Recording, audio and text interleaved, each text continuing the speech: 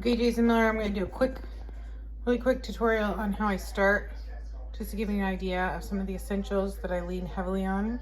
Obviously, a nice bubbly sourdough starter. That's a super active, you know it's ready to go.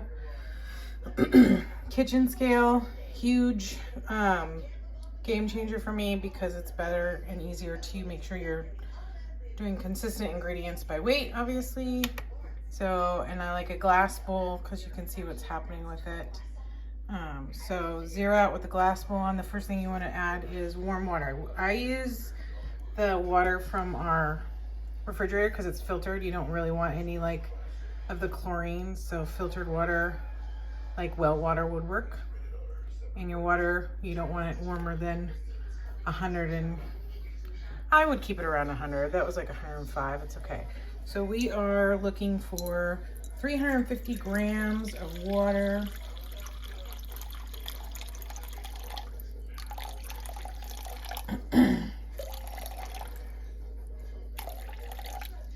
That's 355. Sometimes I like to play around with the moisture, so if it's a little bit more, that's fine. Now, you can do the math, or you can hit zero again. So we're back on zero. And now we're looking for 50 grams of starter. So you can just literally like plop it in there. Look at how gooey it is. That's 31.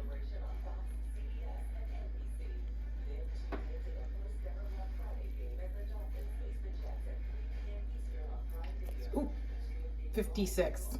Works for me. What is it gonna do? It's just gonna add a little extra. So I think sometimes the areas are like if you went way over in the flour or water department, you'd have a lot of problems because you wouldn't have control over the amount of hydration. The next one would be the flour. So again, I'm gonna zero this bad boy out, and I'm gonna try to do this. Now we're doing 500 grams of bread flour.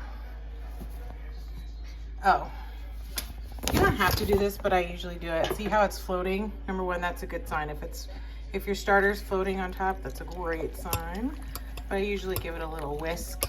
This is called a bread whisk or dough whisk. Anyways, it's great. It helps you mix things up very efficiently.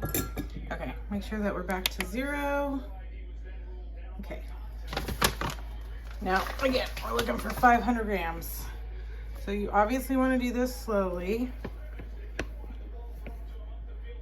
because it's kind of hard to get the flour back out once you got it in. We're at 300.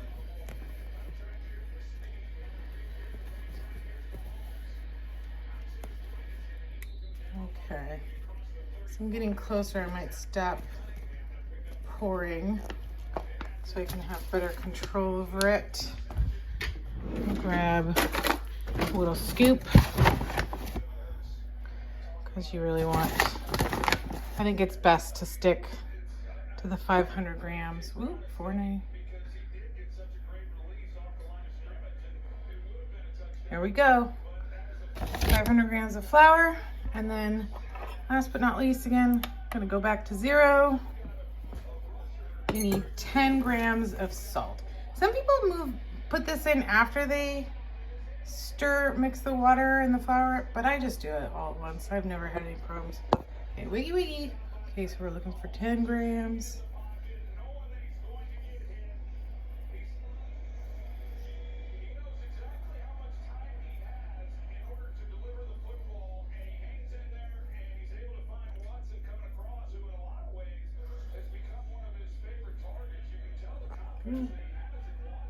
Goodness gracious.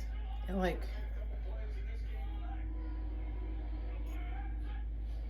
okay, just a pinch more, I suppose. There we go. 10 grams. Okay, now this is like this. I'm gonna pause this video so I can get it off the scale and then start mixing it up.